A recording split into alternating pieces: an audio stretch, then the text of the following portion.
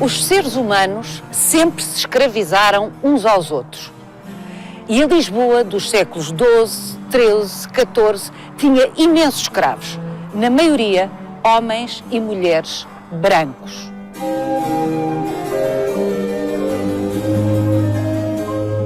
A novidade da escravatura que nasceu da expansão marítima portuguesa é a quantidade de pessoas que foram trazidas à força, sobretudo da costa ocidental africana, e o tempo que essa prática, legal e com caráter sistemático, durou, de meados do século XV até finais do século XVIII.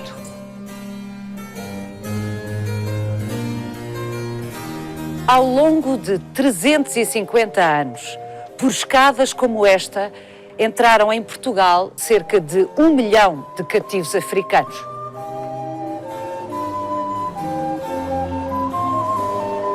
Lisboa está tão diferente, sobretudo diante do terremoto de 1755, que é preciso um esforço de imaginação para nos transportarmos para uma cidade onde coabitavam pessoas livres e pessoas escravizadas, e toda a gente achava isso normal. Vai querer saber mais? Venha connosco nesta visita guiada.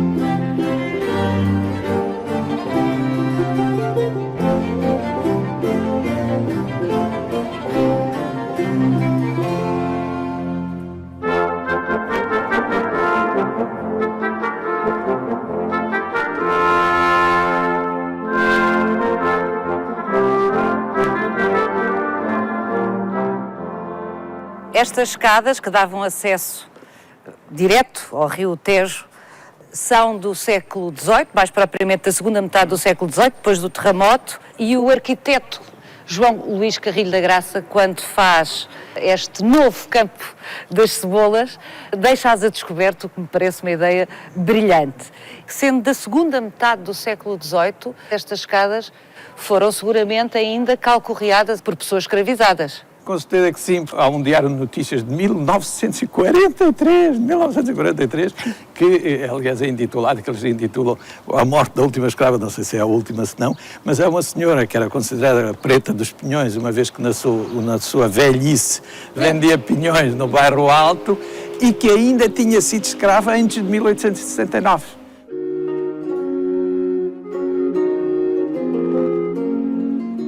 As primeiras medidas do Marquês de Pombal destinadas a eliminar a escravatura no território continental português, naquele que se chamava metrópole, ou que se ia chamar metrópole. Em 1761 proibiu a entrada de novos escravos, uma vez que todos os escravos que entrassem em Portugal seriam imediatamente considerados livres, e em 1773 fez a declaração daquilo que é normalmente chamada a lei do ventre livre, que era... Ventre livre. Ventre livre. Os filhos de mulher escrava passavam a ser livres, ao contrário do que acontecia antes. E ainda são tomadas outras medidas, que limitavam também a escravatura, mas não a eliminavam completamente, nem a ilegalizavam. Essa ilegalização será só a partir de 1869.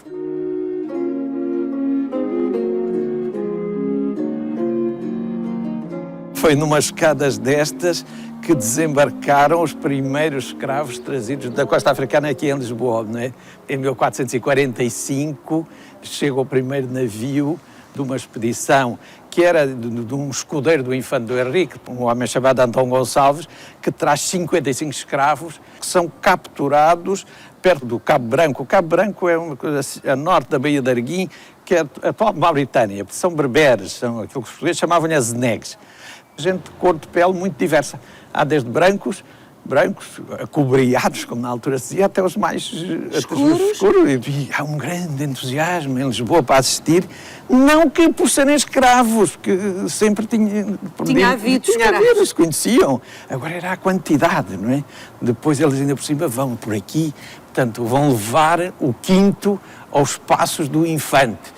O infante do Henrique tinha direito a 1/5 de todas as riquezas trazidas da costa da África, incluindo escravos. A verdade é que todo o investimento na expansão marítima que ele foi fazendo durante muito tempo até conseguir começar a ter frutos, exato, não é?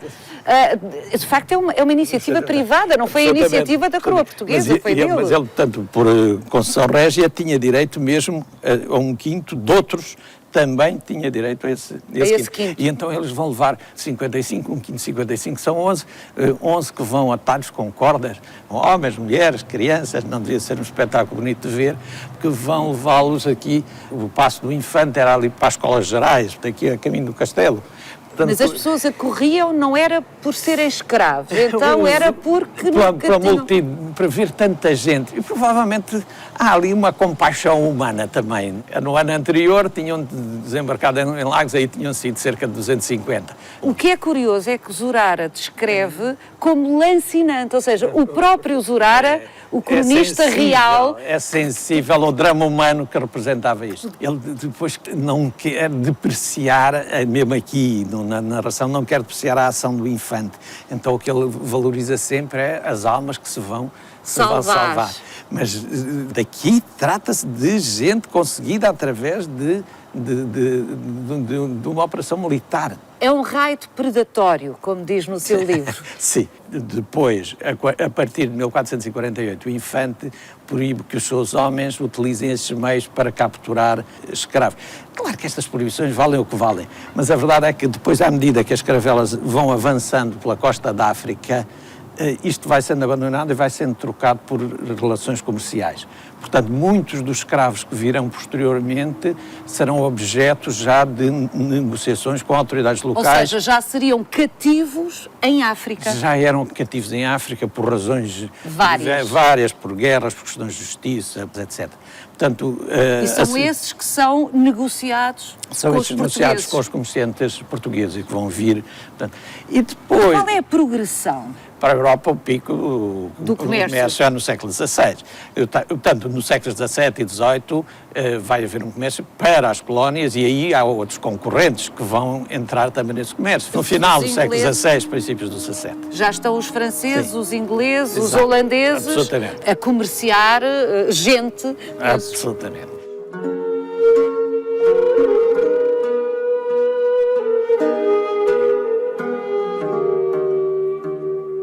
Aqui, para Lisboa, para Portugal, a vinda de navios negreiros com escravos é praticamente só significativa no século XVI.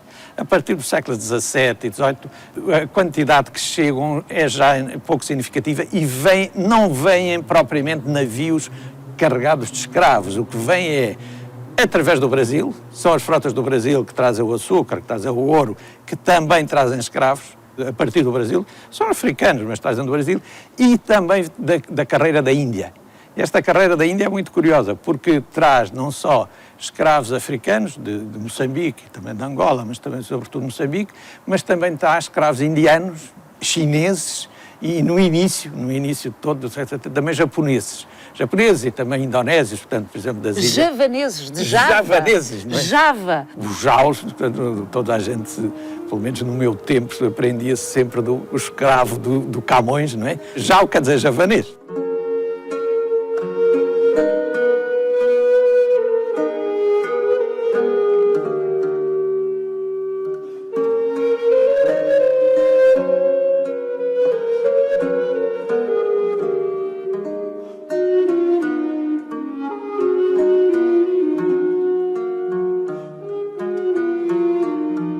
Arlindo Manuel Caldeira, estamos aqui junto à Ribeira de Coina, um dos afluentes do Rio Tejo. Aqui, neste local, foi o Complexo Real de Valdezebro.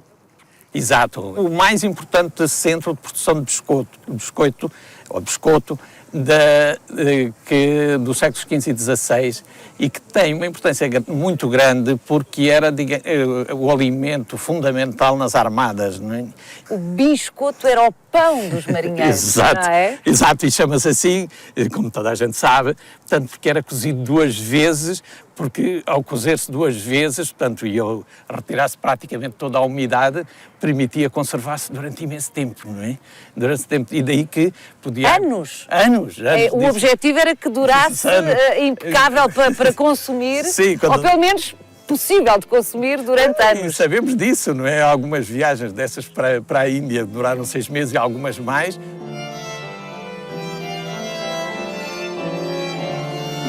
A dotação média que cada tripulante consumia variava naturalmente com a abundância, se era mais no princípio, se no fim da viagem.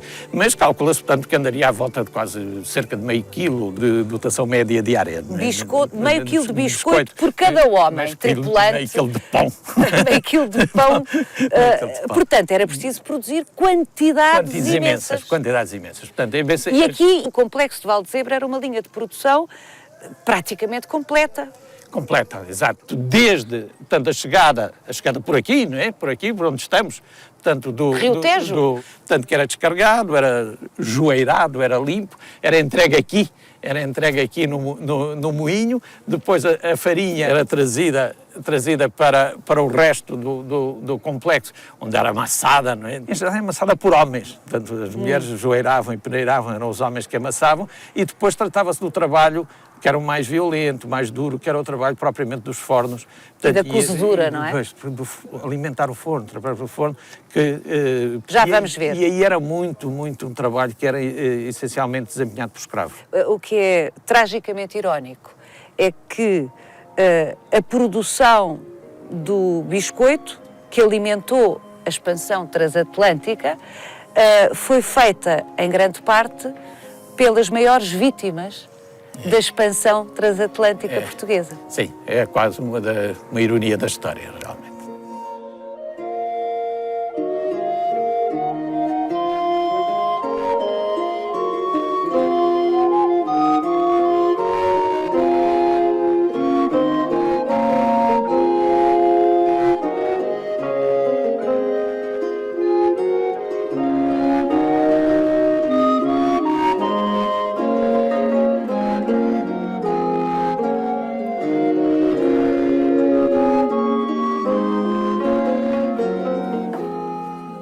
Estamos numa secção da Galeria de Fornos do antigo Complexo Real de Valdezebro, que foi reconstruída, é importante sublinhar isto, depois do terremoto de 1755, mas sempre foi aqui, desde o século XV, eram aqui os fornos de biscoito. Eram 18, não é? No século XVI, passou para 27, já no tempo do Marquês de Pombal.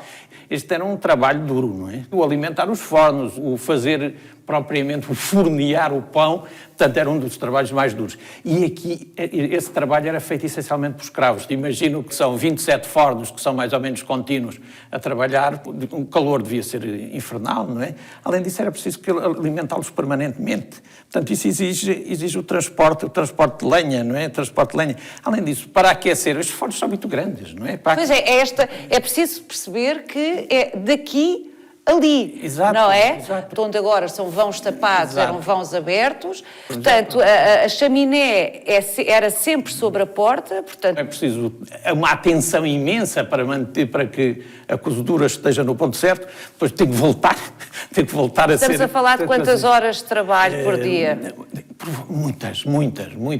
Provavelmente 15, 16 horas. Nós não sabemos, mas, portanto, não é por acaso que muito deste trabalho era feito por escravos.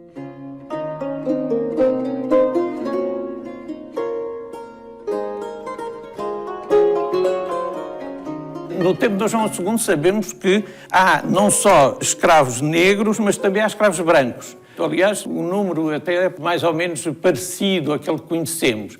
Depois, à medida que também tem que ver com a população geral de escravos, que passa a ser predominantemente de escravos africanos, e aqui também acontece isso, mas esses escravos também deixam em geral de ser do próprio rei e passam a ser escravos de soldo. O que é que são escravos de soldo? Portanto, também chamam escravos de ganho, eram escravos que os seus donos punham a render. Portanto, isto é, punham a trabalhar em troca de um salário. Portanto, os proprietários dos escravos colhiam o ordenado, o salário a que eles teriam direito, obviamente, não é? Aliás, até há um caso curioso, passado aqui nos Fornos, é um caso isolado, e que é um caso isolado, não é uma situação que seja comum, mas, portanto, há um João Velho, em 1514 ou 1515, um João Velho que trabalha nos Fornos, é um homem livre, que trabalha nos Fornos com um escravo que se chama Pedro, e lado a lado. Portanto, ele recebe o seu salário e recebe o salário do escravo. A situação do escravo a soldo é comum. E há mesmo proprietários que vivem exclusivamente disso. Como se fossem apartamentos de aluguer. Mais ou menos, mais ou menos.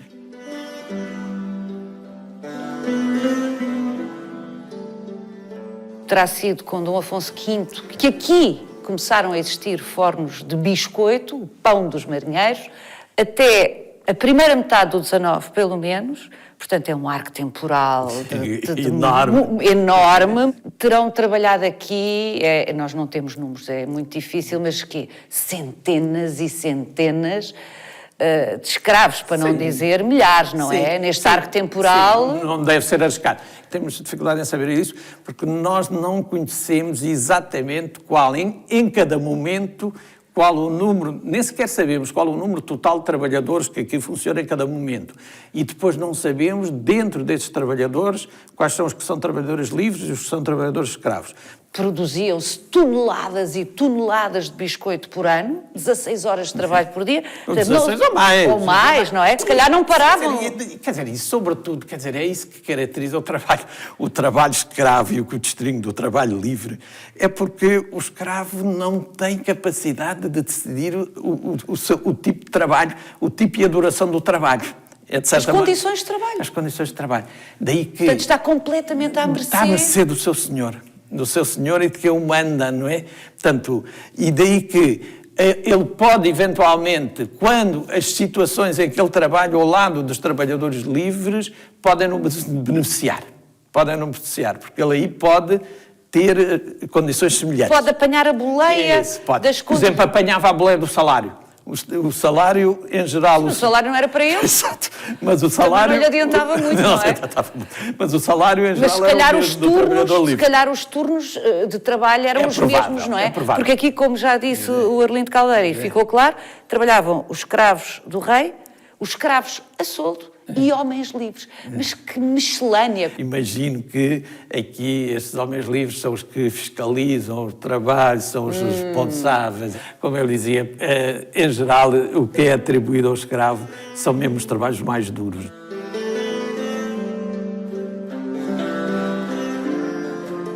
Val de Zebro é apenas um dos locais onde foi usada intensamente mão de obra escrava durante mais de 300 anos. Mas havia muitos outros setores de atividade onde a mão de obra escrava era utilizada. Há escravos presentes em todas as atividades e não há nenhuma atividade que seja exclusiva de escravos. Desde o século XV até o final do século XVIII, que há, por exemplo, nas grandes propriedades alentejanas, também, portanto, nunca são dominantes. O número de escravos que trabalham nessas coisas é sempre inferior ao dos homens livres, tirando exceções pontuais. Mas no Porto de Lisboa, por exemplo, a descarga do trigo, a descarga da palha, e há muito mais coisas destas, porque a cidade consome muitos destes produtos que hoje nos parecem estranhos. Por exemplo, a palha é fundamental porque há muitos animais na cidade e há os colchões para encher. Quando diz palha, diz lenha, que é o único combustível. Tudo isso, portanto, além dos alimentos, quem carrega em geral os produtos para os mercados, vemos muitas vezes escravos. Depois, há também aqueles que desempenham funções domésticas, que é, por exemplo, carregar água, ir buscar água aos chafarizes. Quem tem a sorte de ser escravo da corte ou da principal nobreza tem, em geral, uma situação muito melhor. É, de certa maneira, uma lotaria que o próprio escravizado de todo não controla. Porque ele pode calhar com alguém o mais benévolo e que lhe atribui um trabalho normal, digamos, normal e que o trata como um ser humano normal, e pode encontrar quem o trate da maneira mais brutal. E é o senhor... É a arbitrariedade total. E, quer dizer, é isso que caracteriza, de certa maneira, a situação terrível, não é? A situação terrível do escravo, que é o estar sujeito à arbitrariedade quase total, porque praticamente o senhor tem todos os direitos sobre ele. Todos os Qual direitos é o sobre direito ele. que não tem? Não tem o direito de o matar.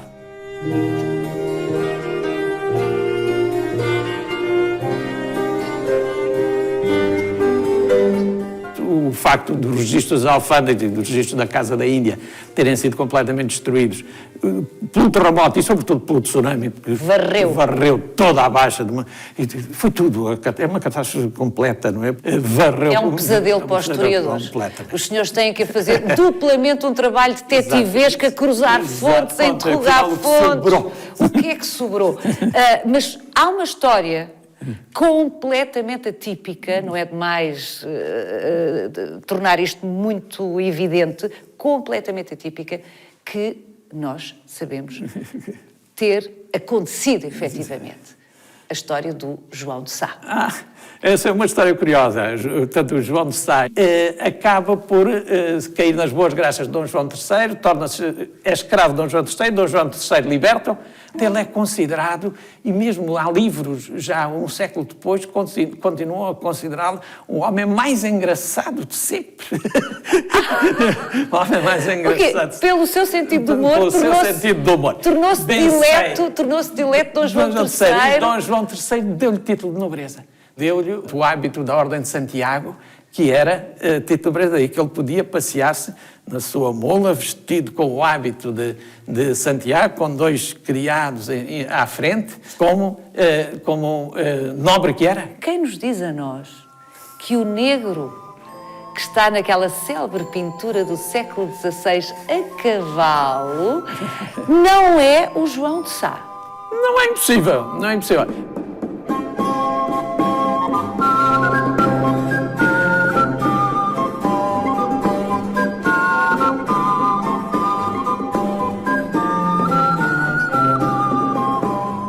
Até ao terremoto de 1755, o Rossio, a Praça do Rossio, era dominada por um edifício imenso, o Hospital Real de Todos os Santos, que tinha uma enorme escadaria.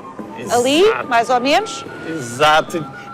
Era nessa escadaria que se costumavam juntar muitas vendeiras. A maior parte eram vendeiras escravas negras que vinham vender, em geral, produtos cozinhados, tanto arroz doces, xícharos, fava rica, são, digamos, as antecessoras da velha tradição da fava rica, e também berbigão, mexilhão. Portanto, estamos a falar que século XVI, portanto, nós temos mais, temos mais notícias, até porque houve alguns conflitos no princípio do século XVIII, mas elas já estão lá. Há até um documento engraçado em que onde elas fazem um pedido ao rei para que continuem a estar lá, que dizem que estão lá desde o princípio do mundo.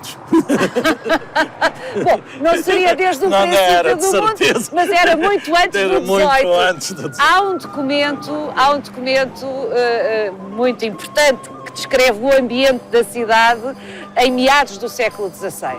Vamos ouvir um excerto sobre as vendeiras. Boa.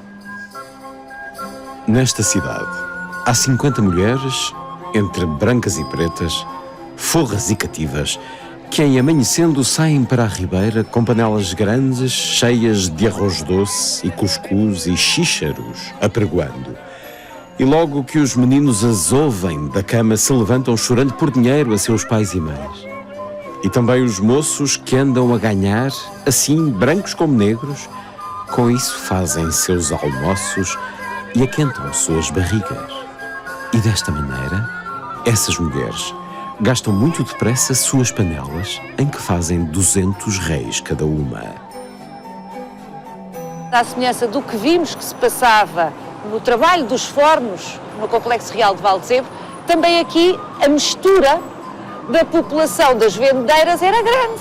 era grande, não só na cor da pele, mas até no próprio estatuto. Portanto, havia mulheres livres, mulheres escravas ou escravizadas, e havia forras. E algumas delas, aliás, eram forras graças ao seu trabalho como vendedeiras. Como? Isto é, elas eram escravas de um senhor a quem entregavam o produto das suas vendas, ficando com uma pequena percentagem.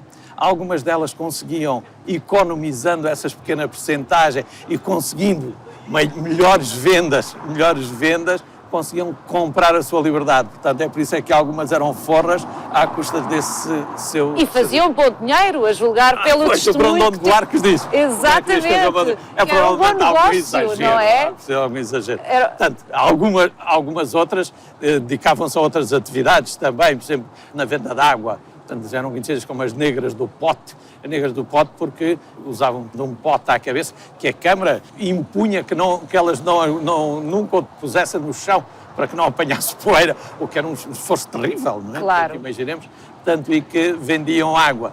Também eram estas escravas que desempenhavam outras tarefas ainda mais desagradáveis, não é? Que era o transporte de dejetos, de substituir os esgotos que não havia, não é? Esses depósitos chamavam-se calhandros e eram elas que depois levavam a despejar ao Tejo. E é por isso é que chamavam estas negras, as negras calhandreiras por transportarem esses... Não fazia ideia que essa palavra tinha esse passado. É verdade. Mas depois havia um leque enorme de profissões que eram desempenhadas dentro de portas.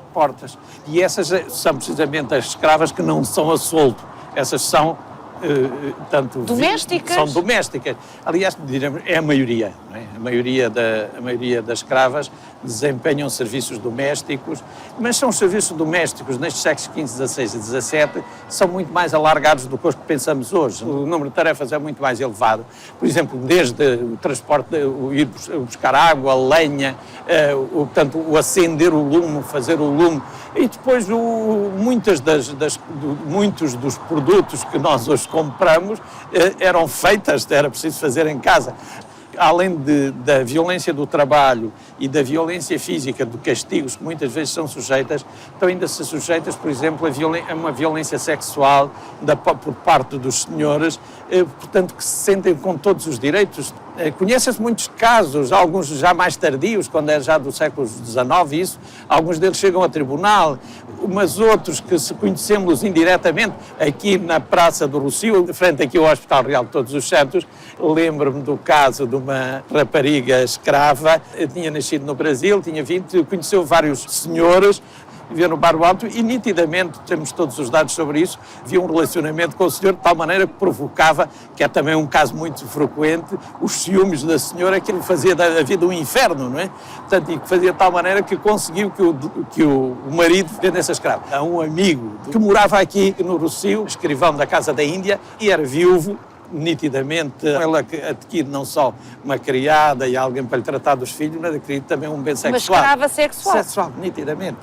Quando sabe que a sua escrava, que chamava-se Marcelina Maria, portanto, andava envolvida com um outro escravo da casa, faz uma cena incrível, junta todos os criados e todas as pessoas da casa, incluindo os próprios filhos, manda a despir e ela é regastada no meio desta gente toda.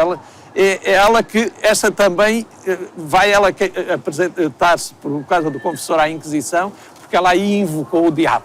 E só o diabo é que me pode safar desta violência. Mas talvez, no meu entender, pelo menos, a violência maior seja o facto de nem sequer poderem dispor dos próprios filhos. Portanto, quer fossem mães solteiras, quer fossem casadas legitimamente, porque havia muitas escravas casadas legitimamente, os filhos eram propriedade do senhor. Portanto, ele em qualquer momento podia retirá-los e vendê-los. E em alguns dos casos até podemos suspeitar que algumas dessas crianças eram filhas do próprio senhor. Portanto, ele até, de certa maneira, estava a vender os próprios filhos. Portanto, isto é de uma violência incrível.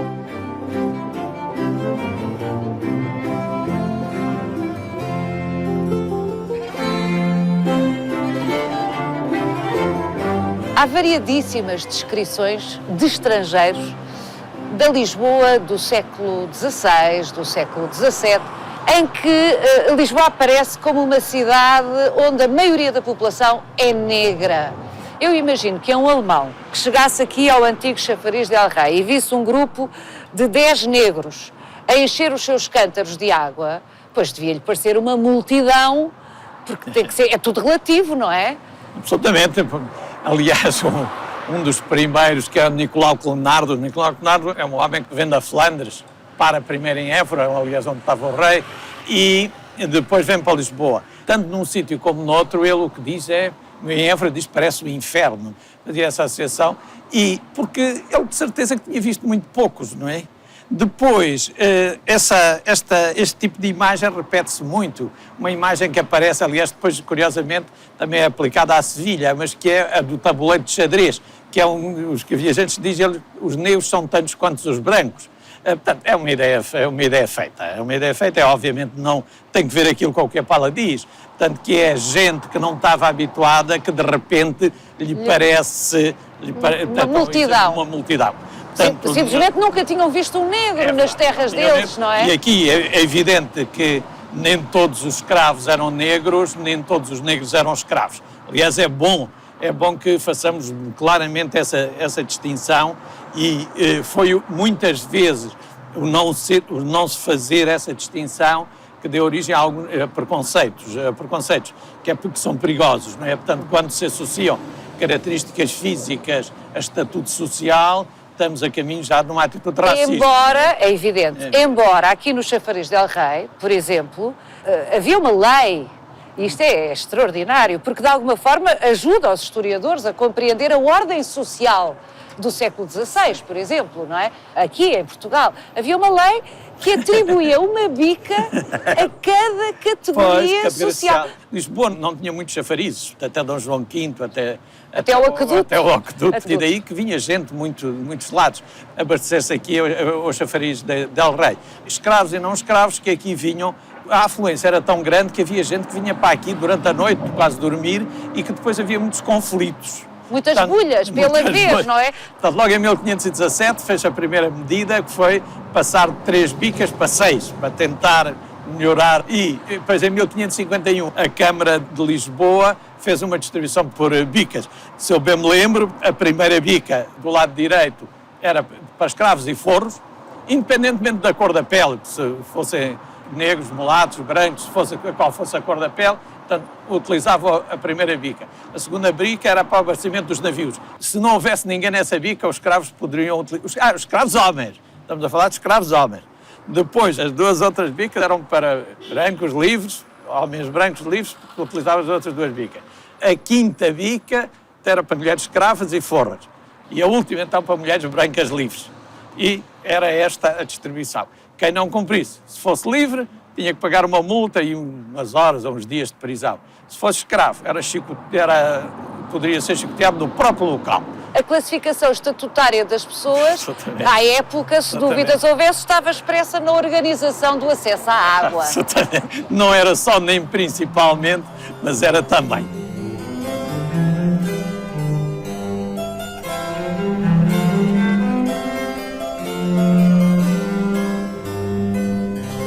Nessas descrições de Lisboa por estrangeiros, nestas épocas, sim, séculos XVI e XVII fundamentalmente, também se dizia, em muitos casos, que a cada lisboeta, nado e criado aqui, correspondia um escravo. Que não havia ninguém que não tivesse um escravo. Sim. É obviamente um exagero. É provável que os 10% se possam aplicar a Lisboa em períodos concretos do século XVI. No século XVII e XVIII, esse número era infinitamente mais baixo. E ao nível do reino? E ao nível do reino ainda muito menos. Portanto, há 3 ou 4 cidades onde esse número poderá ser aceitável: Lisboa, Évora, Lagos, Portimão. No resto do país o número é muito mais baixo. Digamos, sem muito receio de erro, que poderíamos calcular em 3, 4% para o século XVI a percentagem total de escravos no conjunto do país. A partir de fins do século XVIII, Lisboa foi perdendo a cor, literal e metaforicamente. A começar, diminui a população escrava. Mesmo a população africana que se mantém começa a ser já maioritariamente furra, portanto, isto é, livre. A partir dos finais do século XVIII, como já não entram novos, não entra população escrava de novo, devido às proibições. Pelo menos legalmente. Muito bem, pelo menos legalmente. Portanto, e aqui entra ilegalmente, apesar de tudo... É irrisória comparada com os números anteriores. Como não é esse fluxo, refrescamento dessa população, essa população tem tendência a diminuir. Portanto, seja escravo ou forra, e a maioria, como eu digo, passa a ser forra. E tem que ver, portanto, com baixa fecundidade, com problemas de saúde, etc., por desaparecimento, e também por miscigenação. Portanto, a tendência vai ser por desaparecer. E quer por extinção, quer por miscigenação, portanto, a tendência vai sendo diminuída. Como dizia, e eu estou de acordo consigo, portanto, realmente vai perdendo de cor. Lisboa perde cor. Na primeira metade do século XX é muito uma cidade em que a presença africana é muito pouco significativa. Será depois, a partir dos anos 70 e, sobretudo, já depois da independência das colónias, portanto, em que voltará a ser uma sociedade, portanto, em que... multirracial e multicultural. Mas, felizmente, por muito melhores razões, não é? Por muito melhores razões.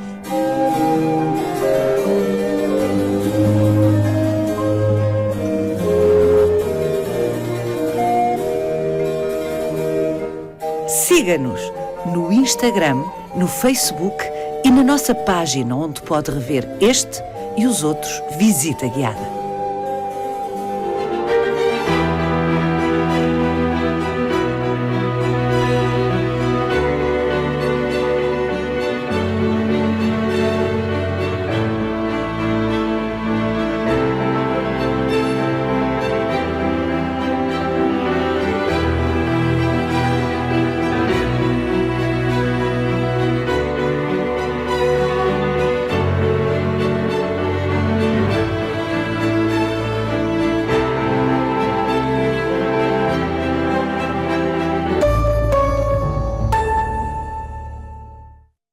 Este programa é